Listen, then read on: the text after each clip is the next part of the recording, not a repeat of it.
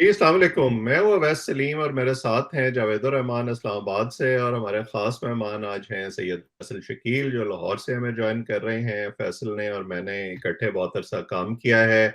आजकल आप इनको सोशल मीडिया पर देखते हैं, बहुत अच्छा तज्ज़िया करते हैं और सियासी मामलात पर नज़र रखते हैं। तो आज हमने सोचा कि इनसे बात की जाए कि ये जो मामलात चल रहे हैं, इनको ये कैसे देख रहे हैं। तो मेरे दोनों मेहमानों का बहुत शुक्रिया। फैसल, आपसे शुरू करते हैं। ये जो सारा इस वक्त मामला चल रहा है और ऐसे लगता है कि सुप्रीम कोर्ट पर आकर सारा मामला रुक गया है, एक tug of war supreme court के अंदर शुरू हो गई है। आपने बहुत अरसा अदालतों को कवर किया है, तो अपने तजर्बे की रोशनी में आप इसको कैसे देख रहे हैं? ये जो अभी रिसेंट जजमेंट आया है, उसके बाद फिर तफसीली नोट आए हैं अतर मिनल्ला के और काजी फायज ईसा के। आपके ख्याल में इस वक्त सुप्रीम कोर्ट इस मामले को सुलझाने में किरदार अदा कर रही है या उससे मामला मजीद उलझ गया? पहले जहां से आपने स्टार्ट किया, मैं वहीं से आगाज करना चाहूंगा। देखिए, ये मामलात जो सुप्रीम कोर्ट में लैंड किए हैं, अनफॉर्चुनेटली इनको वहां पे लैंड नहीं करना चाहिए था। सियासतदानों को अपनी जो डर्टी लिनन है वो पब्लिक में इस तरह वॉश करना नहीं चाहिए। इनको हम्म। अपने मामलात खुद सुलझाने चाहिए। और जो कोड ऑफ कंडक्ट है सुप्रीम कोर्ट का, उसके अंदर भी ये बात वाजे कर दी गई हुई है कि सियासी मामलात से दूर रहिए जरा।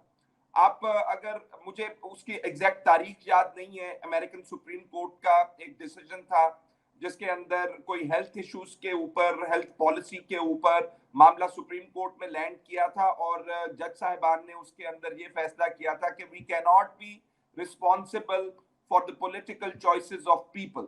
हम हम्म। आपके सियासी चॉइसेस के रिस्पॉन्सिबल नहीं हो सकते। तो हम्म। स्टार्टिंग फ्रॉम दैट डे, जब इमरान खान साहब रेजिस्ट कर रहे थे पार्लियामेंट के अंदर, कासिम सूरी साहब ने एक रूलिंग जारी कर दी थी, और आज तक सुप्रीम कोर्ट सियासी मामलात के अंदर खुद उलझा हुआ है। और हम्म। इस वक्त अगर आप जजेस की तकसीम देख लें, तो वो इतनी बुरी तरह से स्प्लिट है पॉलिटिकल लाइंस के ऊपर कि आपको लगता है कि एक तरफ जज साहिबान जो है वो इमरान खान साहब के साथ खड़े हुए हैं, और दूसरे जज साहिबान जो है वो कहीं नवाज शरीफ साहब के साथ खड़े हुए हैं। तो ये तकसीम जो है बजाते खुद सुप्रीम कोर्ट के लिए जहर कातिल साबित हो रही है। हम्म। इतना जब बोझ आप सुप्रीम कोर्ट के ऊपर लाद देंगे, जिसके अंदर सुप्रीम कोर्ट से कहेंगे कि आप इस मुल्क के अंदर इलेक्शन हुए पहले, जिसके नतीजे में नवाज शरीफ साहब 2013 में आए, इमरान खान साहब ने कहा रिग्ड इलेक्शंस थे, सुप्रीम कोर्ट को मामला टेक अप करना पड़ा क्योंकि बहुत बुरी सूरत हाल बन गई थी। खैबर पख्तूनख्वा से परवेज खटक साहब लाओ लश्कर के साथ इस्लामाबाद पे जलगार कर रहे थे, इमरान हम्म। खान साहब जो है मार्चेस कर रहे थे, और एक तसादुम की सूरत हाल उस वक्त भी पैदा हुई थी। सुप्रीम कोर्ट ने डिसाइड किया। अब फिर ये मामलात खराब हुए हुए ये गए हैं चीफ जस्टिस उमर अता बंदयाल साहब के पास, तो मामला वहां पे जाके फिर फंस के आए कि क्या सुओ मोटो लेना चाहिए था, जुरिस्डिक्शन थी या नहीं थी। तो मेरे ख्याल में सुप्रीम कोर्ट पहले से मामलात के अंदर, सियासी मामलात के अंदर हमारी हिस्ट्री अनफॉर्चुनेटली ऐसी है कि उसमें एक इंटरेस्ट रखता रहा है, और आज हम उसका नतीजा भुगत रहे हैं। मुझे हम्म। डर लगता है उस वक्त से, जब ये स्प्लिट जो सुप्रीम कोर्ट की है उसके अंदर चंद जज साहिबान जो है एक साइड पर बैठ जाएं, चीफ जस्टिस उमर अता बंदयाल साहब दूसरी साइड पर बैठ जाएं, तो फिर फैसला कौन करेगा? हम्म। किसका हतमी फैसला आप किसका मानेंगे अगर सुप्रीम कोर्ट के जजेस आमने सामने आकर बैठ गए? तो आई बिलीव कि जो पॉलिटिकल पोलराइजेशन हम देखते हैं अपनी मुल्क के अंदर, सुप्रीम कोर्ट जो है उसके it's literally breaking under it, और ये बहुत बुरा हुआ है। अवैस, हम्म। तो आपको लगता है कि ये जिस डिवीजन की तरफ आपने इशारा किया है, गवर्नमेंट ने वो अपॉर्चुनिटी जो है वो सीज की है और अब वो फायदा उठा रहे हैं उसका? वो कह रहे हैं कि जी ये क्योंकि डिसीजन स्प्लिट है और मेजॉरिटी हमारे हक में है, इसलिए हम तो इलेक्शन नहीं करा रहे। इलेक्शन तो नहीं करवा रहे हैं वैसा। हम्म। आज ही काबीना का जो डिसीजन है कि पार्लियामान के सामने रखा जाएगा मामला फंड्स वाला, उससे साफ वजाहत हो गई है, और पहले भी वजाहत कर दी उन्होंने कि हम इलेक्शन नहीं करवा रहे। तो अगर आप इलेक्शन नहीं करवाते हैं और सुप्रीम कोर्ट का फैसला जो है उसके ऊपर मौजूद है या नहीं है, अभी तक ये वजाहत नहीं हो रही। चीफ जस्टिस साहब कह रहे हैं कि जो मैंने फैसला किया है वो फैसला ठीक है। अब जो 4 जज साहिबान उसके अंदर मौजूद थे 9 रुकनी बेंच के अंदर। अच्छा, मुझे अब ये बताते हुए थोड़ा सा मैं वजाहत करना चाहूंगा, क्योंकि जो लोग पहली बार सुन रहे होते हैं या इन मामलात के अंदर इंटरेस्ट नहीं होता तो दे गेट कंफ्यूज। 9 रुकनी बेंच बना, 2 जज साहिबान ने रिक्यूज कर लिया, उसमें से एक मज़ार अली अकबर नकवी साहब थे, इजाजुल एहसन साहब थे। 7 रुकनी बेंच बन गया। 7 रुकनी बेंच में से 2 चीफ जस्टिस साहब ने उस बेंच के अंदर जजेस साहिबान को दोबारा मौका ही नहीं दिया। उसमें से अतर मनीला साहब थे और याह्या आफरीदी साहब थे। 5 रुकनी बेंच बना दिया उन्होंने, जिसके अंदर मुनीब अख्तर साहब को बिठा लिया, इजाजुल एहसन साहब को बिठा लिया उन्होंने, उसके साथ जस्टिमाल मंदोखेल साहब को उसके अंदर बिठा लिया। तो जो 5 रुकनी बेंच बनाया उसमें 2 जज साहिबान को, याह्या आफरीदी साहब को और अतर मनीला साहब को बगैर वजूहात के उन्होंने निकाल के बाहर कर दिया। अब ये तो चीफ जस्टिस साहब का प्रेरोगेटिव है कि वो बेंच बना दें, लेकिन बेंच में से विदाउट गिविंग एनी रीजंस उन जजेस को निकाल दिया जाए जो अहम सवालात ओपन कोर्ट के अंदर उठा रहे हों। ये चीफ जस्टिस साहब ने क्यों किया? अभी तक मुहिम्मा बना हुआ है और वो जज साहिबान साहब कह रहे हैं कि ये आप नहीं कर सकते थे ये काम। तो जो अपॉर्चुनिटी आप सीज करने की बात कर रहे हैं गवर्नमेंट में, मुझे तो फील होता है अवैस सलीम साहब, there are no winners in this game. कोई विनर नहीं है इस गेम के अंदर। एक ऐसा इदारा सुप्रीम कोर्ट का जिसको पार्लियामेंट और हुकूमत जो है वो बेहतर कर सकते थे उसकी इंडिपेंडेंस के हवाले से, उसका it is breaking under their pressure. और जो आजकल मामलात चल रहे हैं उसके अंदर ये भी बात हो रही है कि इन जज साहिबान की अकाउंटेबिलिटी का प्रोसेस, इन जज साहिबान के तौहीन अदालत का केस, क्योंकि यूसुफ रजा गिलानी साहब जो है वो इफ्तिखार मोहम्मद चौधरी साहब के दौर में निशाना बने इसी सुप्रीम कोर्ट का और उन्हें घर जाना पड़ा। नवाज शरीफ साहब जो है सुप्रीम कोर्ट की वजह से उन्हें घर जाना पड़ा। तो अब जो है क्लिप जो विंग्स जो है वो क्लिप किए जाने की बात कर रहे हैं लोग। और ये जो कन्फ्रंटेशन हो रही है, I do not know history इसको किस तरह रिमेंबर करेगी कि क्या एक उस वक्त चीफ जस्टिस साहब के जो मामलात थे जो कि एक एडमिनिस्ट्रेटिव नेचर के मामलात थे, जिसमें बेंच बनाना, बेंच में से जजेस को निकालना, उनके इख्तियारात क्या थे या क्या नहीं थे। लेकिन अगर आप पॉपुलर सेंटिमेंट गेज करते हैं इस वक्त तो people are confuse, people are saying कि चीफ जस्टिस ने अगर कोई काम किया है तो बाकी जजों को क्या तकलीफ हो रही है। अच्छा, अब मैं ये जो आपको बात बता रहा हूं, मैं आपको पॉलिटिकल लाइन से हट के बात बता रहा हूं।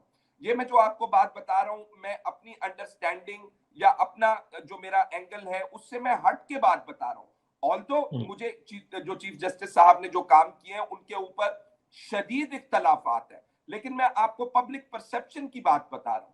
तो लोग ये सवाल करेंगे कि हुकूमत ने क्या रोल किया उस वक्त, हुकूमत जज साहिबान की ताकत जो है क्यों महदूद करना चाहती थी, चीफ जस्टिस साहब उस वक्त क्या कह रहे थे और बात हो रही थी। वो तो आइन के अंदर भी लिखा हुआ है कि इलेक्शन, तो चीफ जस्टिस साहब ने कौन सी पूरी बात कर ली।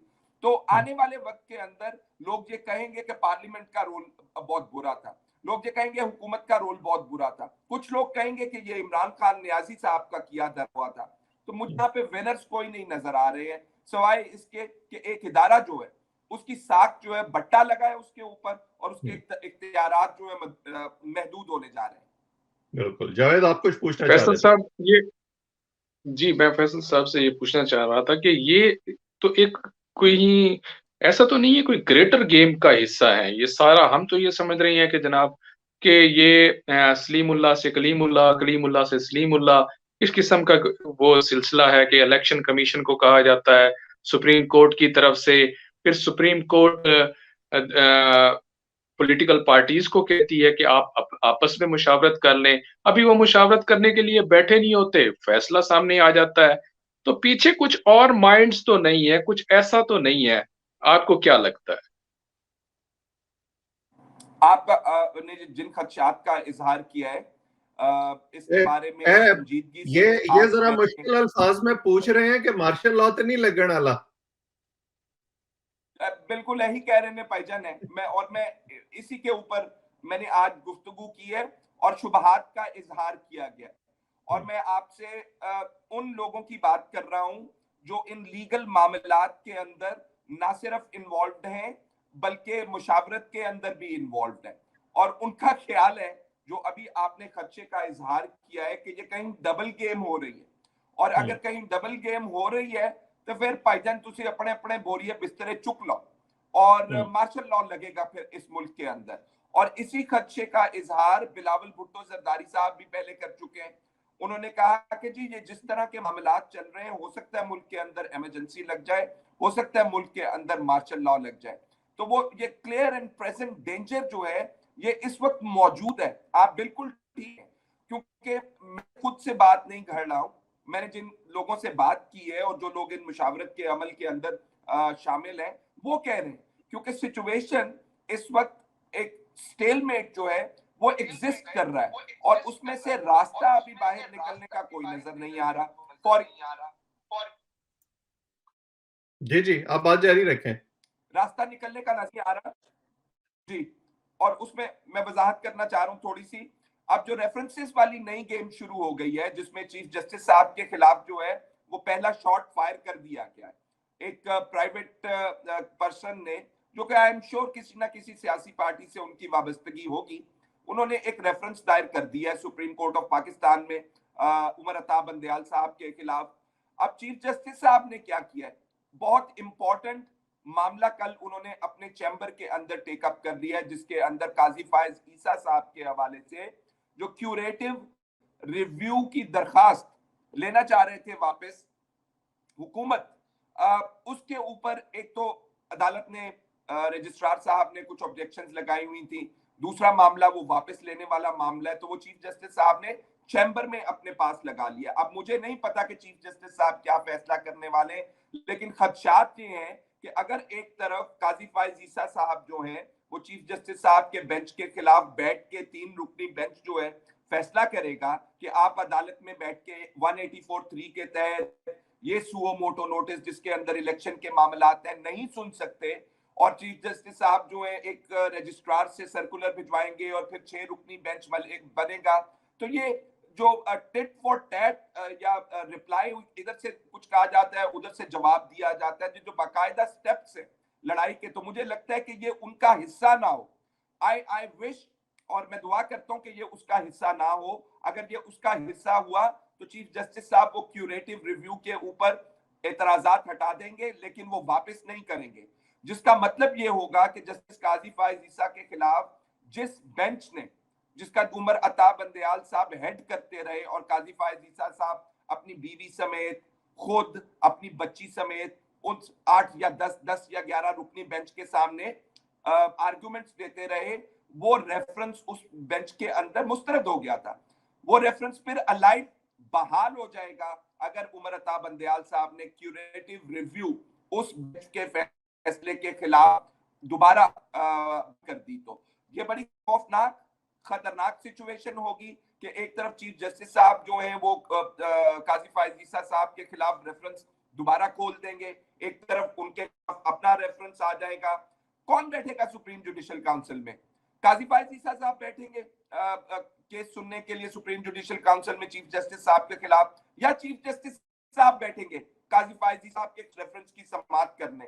तो ये जो मामलात हैं, जो वॉर पार है उसके अंदर जो है अभी सिर्फ और सिर्फ लड़ाइयां हो रही हैं, कोई अभी तक रास्ता सुलह सफाई वाला हमने अभी तक नहीं देखा कि कोई आया हो। अल्लाह करे कि कोई जस्टिस साहब ऐसी सूरत हाल पे कर दे जिससे हमें नजर आए कि यार सुख का सांस लें हम यार, कि ये लड़ाई के अंदर जो एस्केलेशन हुई है इसके अंदर थोड़ी बहुत कमी आ गई है, लेकिन खदशात का इजहार, बहुत जबरदस्त खदशात का इजहार किया जा रहा है और मुझे भी लाहक है।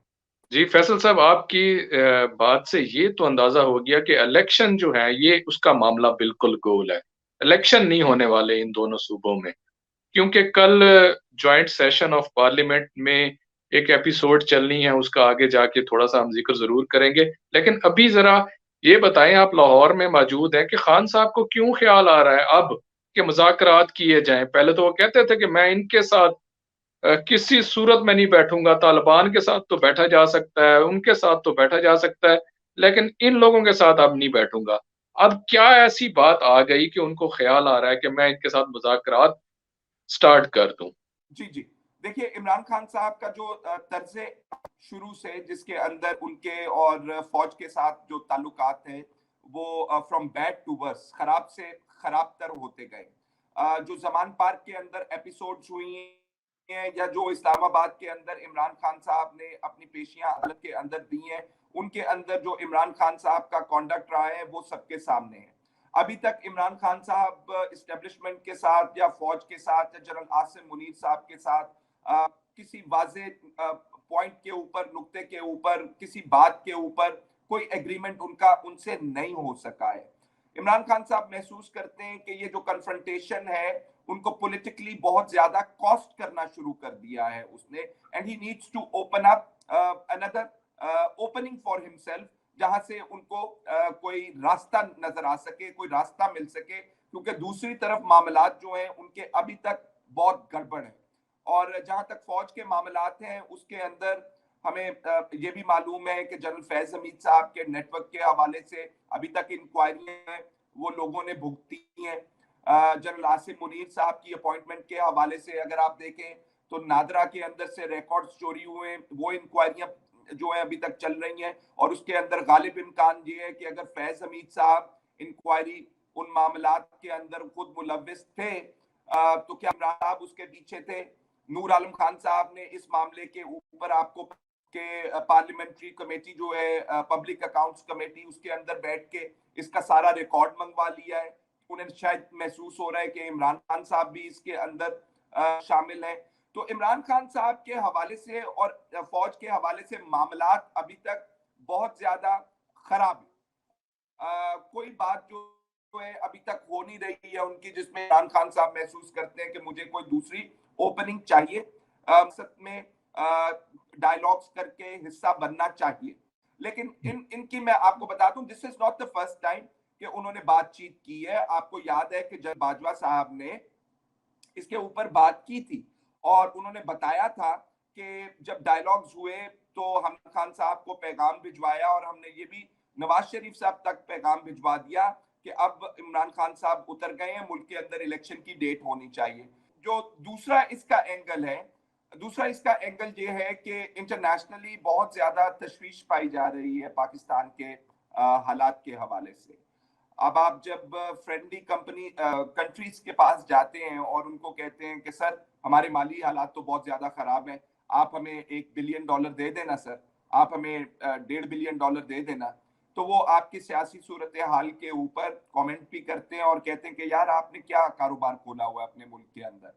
तो एक वो उस सूरत हाल के अंदर भी जो हमें हमारे तक इतलात पहुंच रही हैं कि एक वो प्रेशर मौजूद है, जिसकी वजह से कहीं ना कहीं पीपल्स पार्टी के अंदर भी ये राय पाई जा रही है कि यार इनफ इज इनफ, हमने बातचीत तो करनी है, हमने इलेक्शन तो करवाना है। मुस्लिम लीग नून जो है वो अभी तक थोड़ी सी इसके ऊपर किसी मकमसे का शिकार है, और कह रहे हैं कि यार हमें कंडीशनल या अनकंडीशनल के ऊपर बात कर रहे हैं कि आप कंडीशंस लगाते हैं, आप कंडीशंस लगाए बगैर आए। लेकिन अब पीपल्स पार्टी ये कह रही है कि मुल्क के अंदर जो जनरल इलेक्शंस हैं वो टाइम के ऊपर होने चाहिए, बातचीत होनी चाहिए, और इमरान खान साहब जो हैं इसके ऊपर मेरा ख्याल है मुत्तफिक है कि अगर एक महाज से उन्हें सपोर्ट नहीं मिल रही है तो दूसरी साइड से हमें किसी ना किसी की सपोर्ट लेने की कोशिश करनी चाहिए, क्योंकि ये लड़ाई मार कुटाई मार धाड़ जो है वाला रास्ता जो है उससे सिर्फ उन्हें नुकसान हुआ है, फायदा कोई नहीं हुआ।